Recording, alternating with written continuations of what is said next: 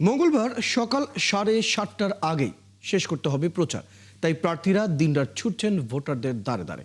একই সাথে আইনশৃঙ্খলা পরিস্থিতি ঠিক রাখতে সব ধরনের প্রস্তুতি শেষ করেছে প্রশাসন। সহকর্মীদের পাঠানো তথ্য ও ছবিতে বিস্তারিত।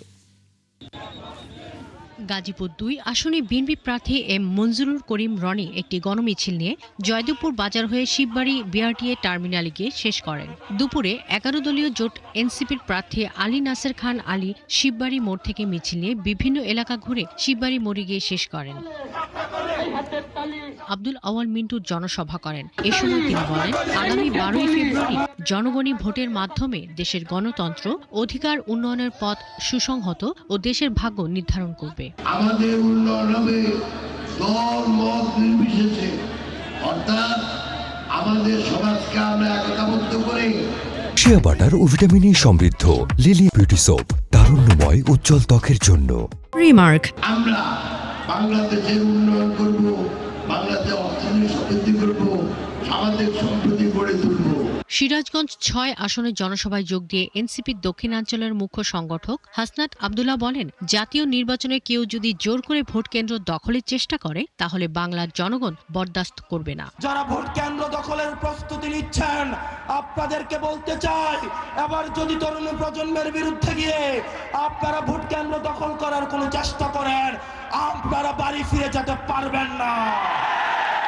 চট্টগ্রাম 9 আসনে জামায়াত ইসলামী মনোনীত প্রার্থী ডক্টর এ.কে.এম. ফজলুল হক দাঁড়িপাল্লার প্রতীকে নির্বাচনী প্রচার ও গণমিছিল করেন। পরে তিনি বলেন, সন্ত্রাস, চাঁদাবাজি ও দুর্নীতির বিরুদ্ধে কঠোর অবস্থান নিয়ে দাঁড়িপাল্লার প্রতীকে ভোট চান। আর কোনো বিভাজন আমরা চাই না, আমরা সবাই মিলে চলো আমাদের নতুন বাংলাদেশ গড়ি।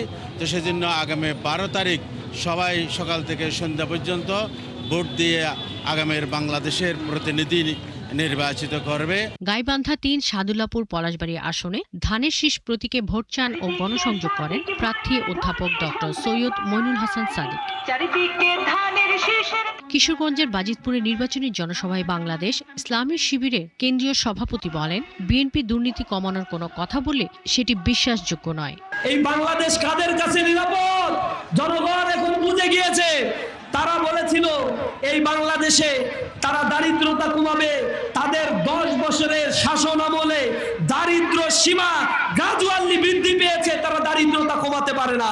জামালপুর 4 সরিষাবাড়ি আসনে 6 জন প্রার্থী উপজেলা ডাক বাংলোতে উপস্থিত হয়ে একযোগে কাজ করার শপথ নেন। এ সময় তারা বলেন, যে কেউ নির্বাচিত হোক, জনগণের রায় মেনে নিয়ে একযোগে কাজ করা হবে। নারায়ণগঞ্জ 1 রূপগঞ্জ আসনে বিএনপি প্রার্থী দীপু ভূঁইয়া গণমিছিল ও জনসভা করে বলেন, গত 17 বছরে দেশে কর্মসংস্থানের তেমন ব্যবস্থা হয়নি। জামালপুর 2 ইসলামপুর আসনে 11 দলীয় জোটে নির্বাচনী জনসভা ও গণমিছিল করে প্রার্থী ডক্টর সামিউল হক ফারুকী বলেন, দেশের মানুষ সৎ, দক্ষ ও আল্লাভীরু নেতৃত্ব চায়। শাকিলা শম্পা, 71।